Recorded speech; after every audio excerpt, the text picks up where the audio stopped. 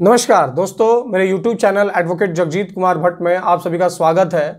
दोस्तों, आज हम जिस विषय पर बात करने जा रहे हैं वो भारत की एक बहुत बड़ी समस्या है और उस समस्या पे कोई भी मीडिया वाला जल्दी बोलने को तैयार नहीं होता है। और ये वो इसलिए नहीं होता है, या तो उसको उस चीज़ का ज्ञान नहीं है और या तो वो इस पर करना नहीं चाहता है। दो ही रीज़न है दोस्तों।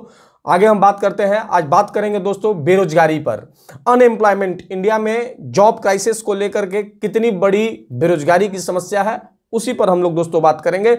बात करेंगे फ्लिप कर्व क्या है, बात करेंगे अनएम्प्लॉयमेंट रेट इन इंडिया, बात करेंगे कि एनफ ऑफ अनएम्प्लॉयमेंट, और बात करेंगे कि महंगाई को किस तरीके से सरकार जो है उस पर पॉलिसीज बना देती है, लेकिन जो अनएम्प्लॉयमेंट पे पॉलिसीज नहीं बनाती है। बात करेंगे कि सरकार किस तरीके से मैन्युफैक्चरिंग को करके और एम्प्लॉयमेंट को बढ़ाया जा सकता है। दोस्तों, हम सबसे पहले तो ये मैं आपको सबसे बड़ी इंफॉर्मेशन दे दूं कि इस कोविड-19 जो आया था पैंडेमिक में जो 25,000 लोग जो है आत्महत्या कर लिए हैं, जिसमें कर्जदार जिसने कर्ज लिया था बैंक से वो और अनएम्प्लॉयमेंट लोग दोनों को मिलाकर के 25,000 लोग ने अपना आत्महत्या कर लिया है। और ये सरकार की सबसे बड़ी फेल्योर है बेरोजगारी पे। और ये मैं नहीं कहता हूं दोस्तों, इन्हीं के जो मिनिस्ट्री ऑफ होम अफेयर्स के स्टेट मिनिस्टर हैं श्री नित्यानंद राय जी, उन्होंने कहा और राज्यसभा में ये डेटा उन्होंने प्रकट किया। और एनसीआरबी का एक डेटा था, उसी डेटा पे ये बोल रहे थे, तो मुझे मिला तो मैंने सोचा कि आप सभी को मैं बता दूं। दोस्तों, भारत में अभी अनएम्प्लॉयमेंट का कितने लोग हैं? लगभग 53 मिलियन लोग, आप समझिए 53 मिलियन लोग लगभग बेरोजगार बैठे हुए हैं। इंडिया में जॉब क्राइसिस बहुत बड़े स्तर पे है। सरकार की प्रमुख चुनौतियों में है रोजगार का सृजन, लेकिन सरकार जब से बैठी है तब से रोजगार का सृजन ना गवर्नमेंट सेक्टर में कर पाई है, ना इनऑर्गेनाइज सेक्टर में कर सकी है, ना ऑर्गेनाइज सेक्टर में कर सकी है, जो कि भारत के युवाओं के लिए एक दुर्भाग्यपूर्ण है। और इस सरकार के लिए दुर्भाग्यपूर्ण है कि सरकार कह के तो आई थी कि 2 करोड़ लोगों को रोजगार देंगे, लेकिन आपको जान के ताज्जुब होगा, सरकार 2 करोड़ रोजगार नहीं दे सकी। दोस्तों, इंडिया में कैसे बेरोजगारी कंट्रोल होगी उस सब पे भी बातें होंगे, लेकिन सबसे पहले हम जाने कि इंडिया में high productivity better jobs in India, ये सबसे बड़ी चुनौती है आज इंडिया के पास।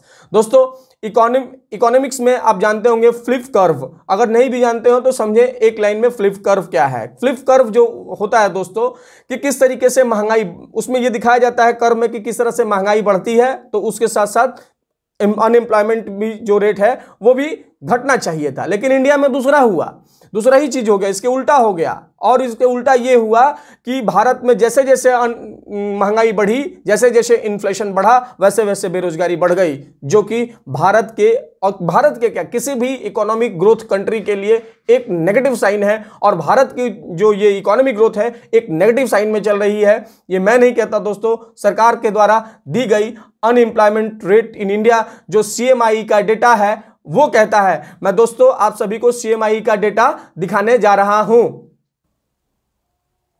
दोस्तों, ये देखिए जो मैं डेटा कह रहा था आपसे दिखाने के लिए, ये देखिए data unemployment unemployment rate in India देख रहे हैं आप, CMI। दोस्तों, CMI क्या है?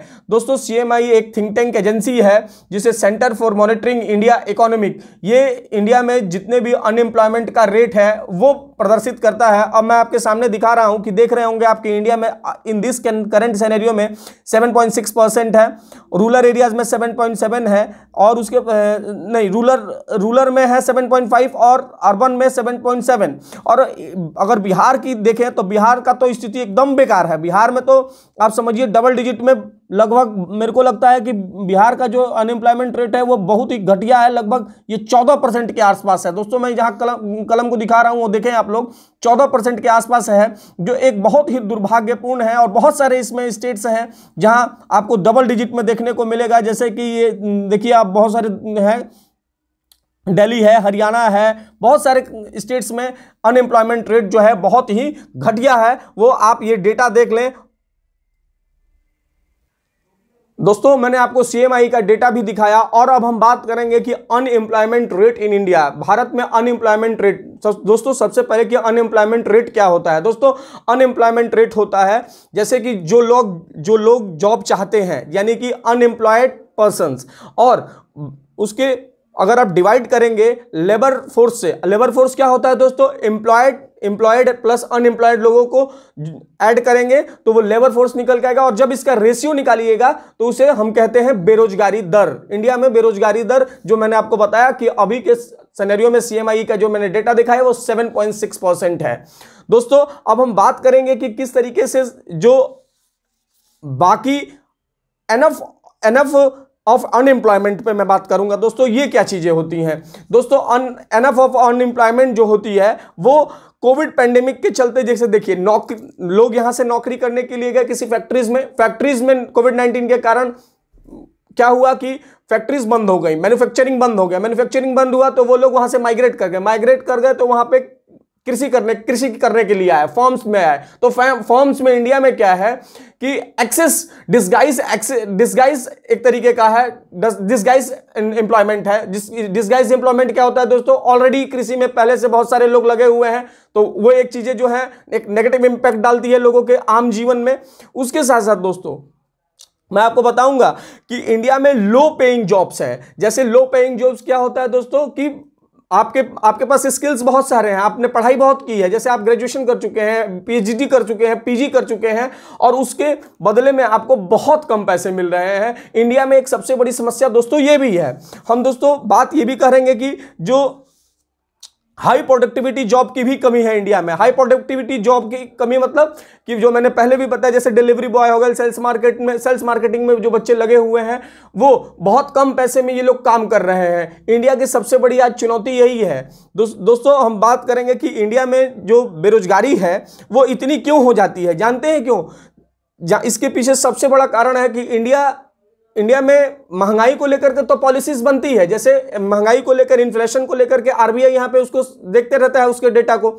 लेकिन जानकर आपको ताजुब होगा कि इंडिया में महंगाई पर तो बनती है लेकिन इंडिया में बेरोजगारी को लेकर के कोई कमेटी नहीं बनती है, ना कोई इसको पॉलिसी मेकिंग का काम करती है, ना कोई टूल पॉलिसी काम करती है इंडिया में, जो सबसे बड़ा कारण है। इसलिए कोई मीडिया वाला कोई भी इस पे बात करने को तैयार नहीं होता। क्यों? क्योंकि इंडिया में पॉलिसी टूल की कमी है और इसीलिए बेरोजगारी पे कभी बात ही नहीं होती है। दोस्तों यहाँ पे जो नेता है बात करता है केवल और केवल मंदिर, मस्जिद, हिंदू, मुसलमान, इन सारी जाति पर बातें होती है। खासकर हमारे बिहार में तो जाति में सब कुछ खत्म हो चुका है। इसीलिए भारत देखिए, मैंने अनएम्प्लॉयमेंट रेट बिहार का दिखाया जो सबसे ऊपर है।